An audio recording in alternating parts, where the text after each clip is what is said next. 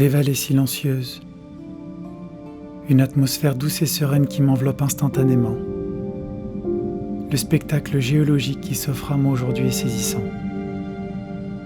Avec mes yeux de simple mortel, je contemple les cicatrices du temps.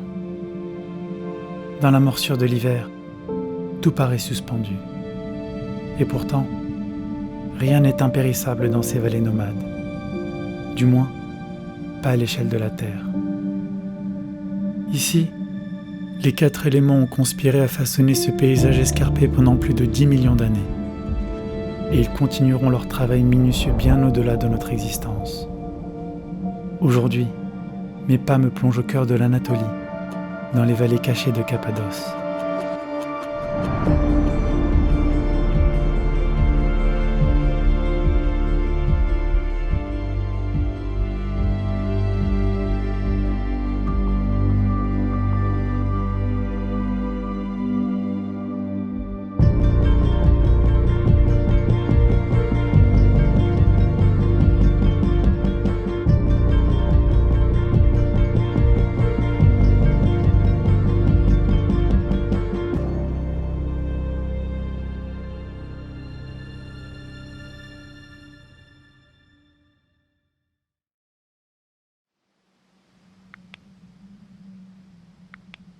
Les Assyriens l'appelaient Katsuvatna, les Perses Kaptatuka, dont le dérivé grec est devenu Cappadocia, littéralement les plaines d'en bas.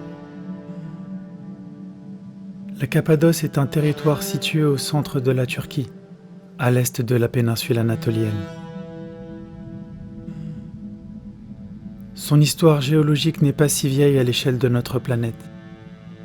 À l'ère du Miocène supérieur, il y a 10 millions d'années, 3 géants perturbent la quiétude de cette terre.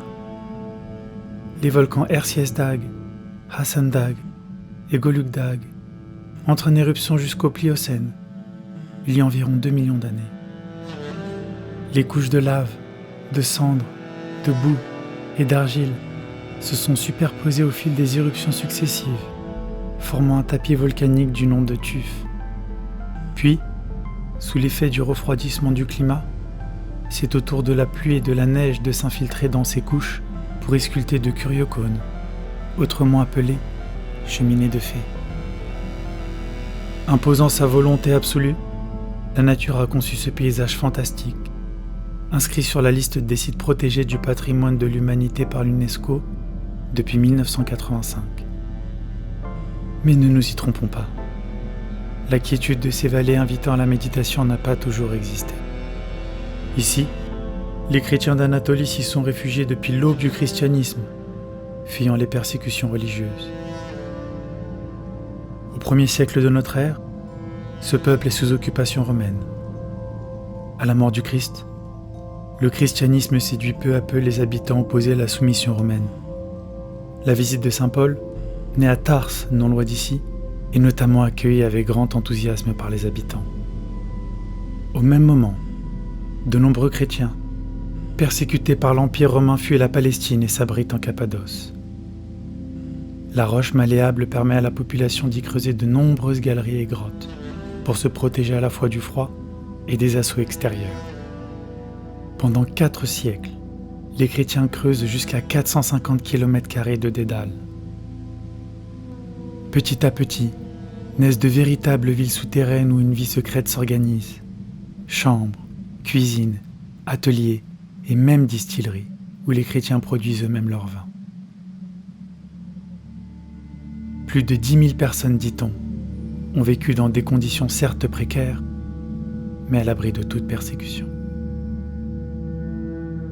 Sur les murs, j'observe encore les impacts de coups de marteau, les inscriptions et les empreintes laissées par le feu, témoins d'une vie antérieure. En fermant les yeux, les images, les sons et les odeurs du passé paraissent évidents et se manifestent au contact de cette roche. Plus majestueux et émouvant encore sont les restes des églises et des écoles creusées à même la roche. Découvrir que dans une vallée aussi aride, l'homme a pu bâtir toute une ville, avec simplement quelques coups de marteau et de pioche me bouleverse. S'organiser ainsi, en secret, pour continuer coûte que coûte de pouvoir dédier sa vie à Dieu me fascine.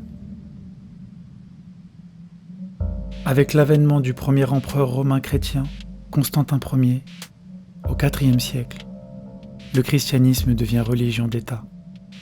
Mais dès le 8e siècle, la communauté chrétienne de Cappadoce est de nouveau menacée par une nouvelle religion, l'islam. Une fois encore, les chrétiens utilisent l'extraordinaire géologie qu'offre la région pour dissimuler leurs lieux de culte, notamment dans la vallée de Gorémé, vallée sacrée des chrétiens située au cœur de la Cappadoce. Ce qui m'émerveille en arrivant à Gorémé, ce sont ces champignons naturels rocheux, profondément ancrés dans l'architecture de la ville et s'élevant au ciel.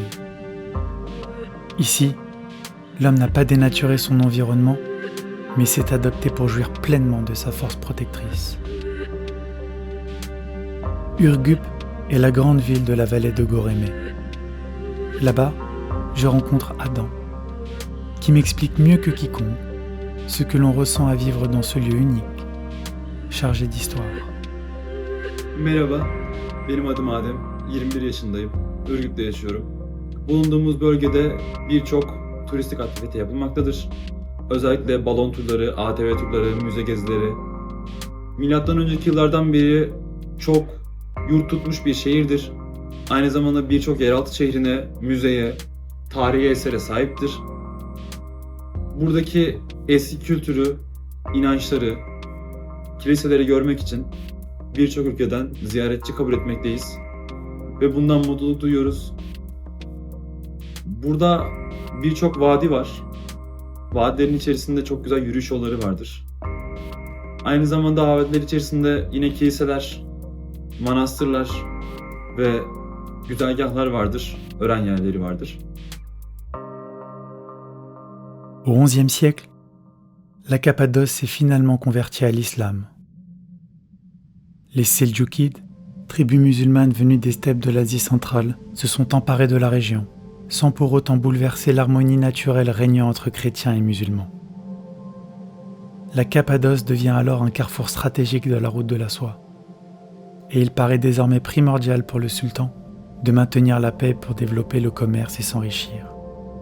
Et c'est presque paradoxalement sous le sultanat que musulmans et chrétiens, devenus orthodoxes, vivent leur âge d'or dans une harmonie prospère. De ces richesses économiques vont naître de multiples richesses artisanales, culturelles et artistiques. La vallée de Gorémé sépare alors, jusqu'au XIIIe siècle, de nombreuses églises rupestres. Elles sont de véritables chefs-d'œuvre de la chrétienté qui n'hésite plus à mettre en lumière son art et son culte. L'un des plus beaux joyaux de la chrétienté que j'ai pu admirer est certainement l'église sombre, lieu de communion créé en 1300, tirant son nom de son obscurité intérieure. Cette église, qui ne possède qu'une petite fenêtre, est non seulement la seule de la région restée intacte, mais aussi le bâtiment qui offre le plus d'illustrations artistiques, témoin de la profonde dévotion du peuple chrétien. Une émotion particulière me submerge en songeant à ce peuple, appelé à trouver sa lumière dans un édifice où règne une obscurité presque totale. Cette absence de luminosité a permis à de nombreuses peintures intérieures de traverser le temps et de survivre jusqu'à nos jours sans perdre de leur vivacité et de leur couleur. Des ténèbres naissent donc bien la lumière. Sur le dôme de l'église des ténèbres, j'aperçois l'image du Père, du Fils et du Saint-Esprit. Dans l'abside du milieu figure une fresque de la scène d'Isis, dans laquelle la Vierge Marie et Jean-Baptiste sont assis et implorent le pardon de l'humanité. Au fur et à mesure, la société devient multiculturelle et rassemble des catégories sociales diverses, telles que des commerçants, des artisans et même des fonctionnaires. Autant de classes sociales qui s'enrichissent les uns les autres.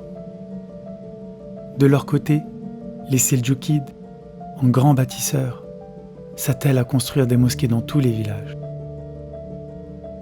Bien au-delà des emprunts architecturaux, la fusion des cultures chrétiennes et musulmanes permettra aux chrétiens d'accéder à des postes à haute responsabilité, au service même du sultan.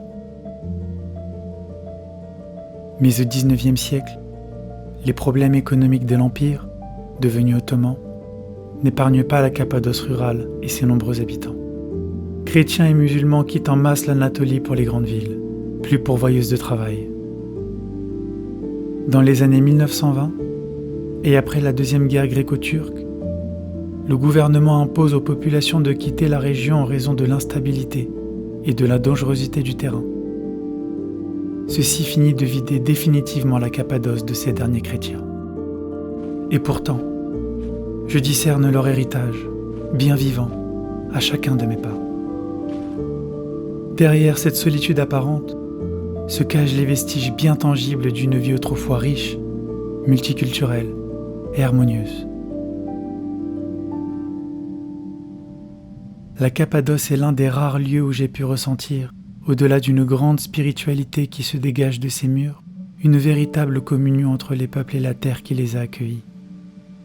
En quittant ces vallées cachées, le poème de Yunus Emre, poète né en Anatolie au XIIIe siècle, prend alors tout son sens. Allah imprègne le monde entier. Cependant, sa vérité n'a été révélée à personne. Vous feriez mieux de le chercher en vous-même. L'autre monde est hors de vue. Ici sur terre, nous devons vivre debout. L'exil est l'agonie, la douleur est le fléau. Personne ne revient une fois parti. Allons, soyons amis pour une fois. Simplifions-nous la vie. Soyons amoureux et aimés. Ne laissons la terre à personne. Pour vous, ce que dit Yunus est clair. Ce que là signifie dans l'oreille de votre cœur, nous devons tous vivre la belle vie ici, car personne ne continuera à vivre ici.